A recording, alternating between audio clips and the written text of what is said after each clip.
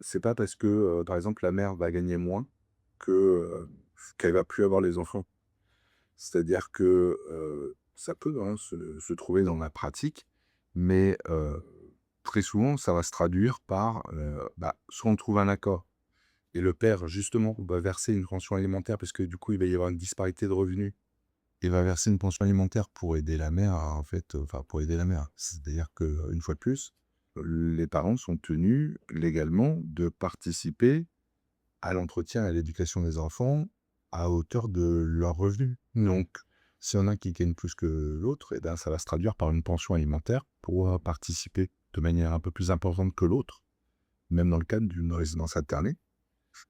Et si il n'y a pas d'accord là-dessus, et ben, on peut très bien saisir le juge. Alors là, il y a deux possibilités. C'est soit les parents se sont entendus comme ça, sans avoir un accord formalisé ou sans avoir un jugement.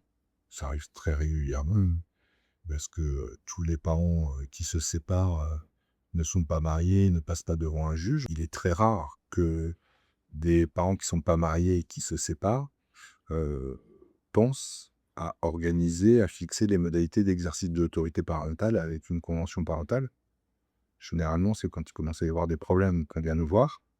Mais voilà, ce qui va se passer, c'est que, soit il y a déjà, un jugement, et bien, à ce moment-là, on va saisir le juge, en modification, ce qu'on appelle une action en révision de pension alimentaire, heu, soit, sur un changement des modalités, d'exercice de l'autorité parentale, soit pour, modifier effectivement, le mode de résidence pour dire: «Bon, bah, voilà, jusqu'à présent, on avait une résidence alternée, c'était ce que disait la convention de jugement.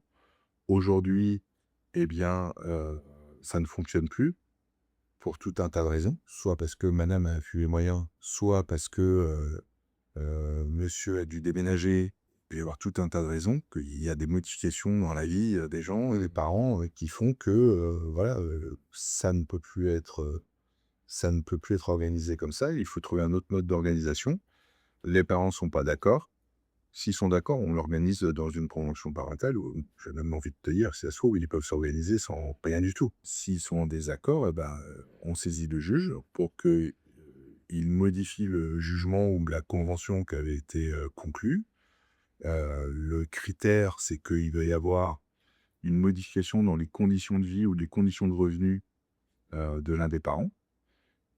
Ceci est le cas dans le cas concret qui nous occupe. À ce moment-là, le juge va prendre une décision pour fixer d'autres modalités. Alors, une fois de plus, c'est pas une question de revenus. C'est-à-dire que c'est pas parce que la mère, d'un seul coup, se retrouve, au chômage ou dans une situation de précarité que la résidence habituelle, des enfants va être fixée chez, le père sous prétexte qu'il a plus de moyens.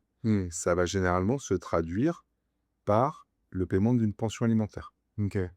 et non pas sur un changement des modalités de la résidence des enfants.